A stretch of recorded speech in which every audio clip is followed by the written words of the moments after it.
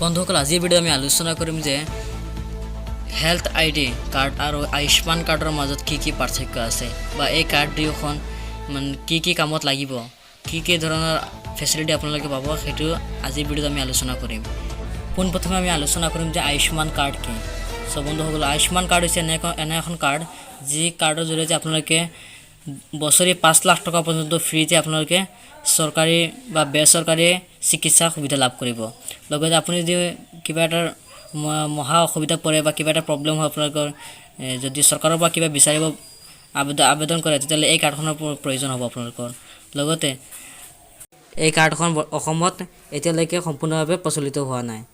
গতিকে যোৱা কেইদিনমান আগতে আমাৰ ৱেবছাইট যোনটো আছে নতুন ৱেবছাইট যোনটো খুলিছে আয়ুষ্মানে অসমৰ বাবে সেই ৱেবছাইটটোত আপোনালোকে যিকোনো আপোনালোকৰ আধাৰ কাৰ্ড হওক বা আপোনালোকৰ ভোটাৰ আইডি হওক যিকোনো এটা ডকুমেণ্ট ছাপোৰ্ট কৰি পেলাই আপোনালোকে অনলাইনত এইটো KYC কৰিব পাৰিব বা আগতীয়াকৈ এপ্লাই কৰি থ'ব পাৰিব। যেতিয়া এই বস্তুটো সম্পূৰ্ণভাৱে অসমত প্ৰচলিত হৈ যাব তেতিয়া আপোনাৰ আইডি আৰু পাছৱৰ্ড লগইন কৰি আপুনি আয়ুষ্মান কাৰ্ডৰ বাবে এপ্লাই কৰিব পাৰিব বা কাৰ্ডখন আপুনি উলিয়াই ল'ব পাৰিব। এই কাৰ্ডখন কেনেকৈ আপুনি বনাব বা কেনেকৈ আপুনি অনলাইন ৰেজিষ্ট্ৰেশ্যন কৰিব প্ৰথমত আইডি পাছৱৰ্ডৰ কাৰণে ডেছক্ৰিপশ্যনত দিয়া আছে লিংকটো আপুনি ক্লিক কৰি তাতে আপুনি সম্পূৰ্ণভাৱে চাই ল'ব পাৰিব বা ইয়াতে ভিডিঅ'টো অলপ শ্বৰ্টকৈ দিয়া আছে ভিডিঅ'টো আপুনি চাব পাৰিব। এতিয়া আমি আলোচনা কৰোঁ যে বৰ্তমান ভাৰতবৰ্ষৰ লগতে অসমতো চলি থকা হেল্থ আইডি কাৰ্ডৰ বিষয়ে।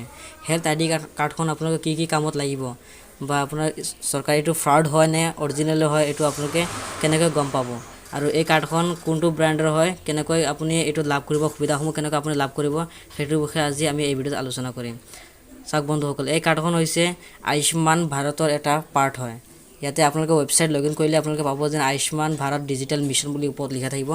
তাৰমানে আপুনি এইটোৰ প্ৰুফ পালে যে এইটো আয়ুষ্মান ভাৰতৰ এটা পাৰ্ট হয় আৰু যোনখন কাৰ্ড আয়ুষ্মান ভাৰত বনোৱা হয় সেই কাৰ্ডৰ ৱেবছাইটত এই কাৰ্ডখনো বনোৱা হয় হেল্থ আইডি ডিপাৰ্টমেণ্ট। লগতে আপুনি এখন বনাওঁতে আধাৰ কাৰ্ড বা বিভিন্ন ধৰণৰ প্ৰুফ দিবলগীয়া হয় বা যে আপুনি যদি বেলেগ ডকুমেণ্ট দি পেলাই কৰিব সেইটো আপুনি কৰিব পাৰিব বা আধাৰ কাৰ্ড দিয়ে যদি আধাৰ কাৰ্ড দি কৰিব পাৰিব।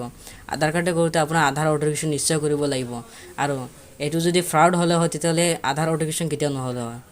গতিকে আমি এইটোৰ প্ৰুফ পালোঁ যে এই কাৰ্ডখন এখন আপোনালোকে যিকোনো কামত আপোনালোকে ব্যৱহাৰ কৰিব পাৰিব বা আপোনালোকে চৰকাৰী কামতো আপোনালোকে ব্যৱহাৰ কৰিব পাৰিব।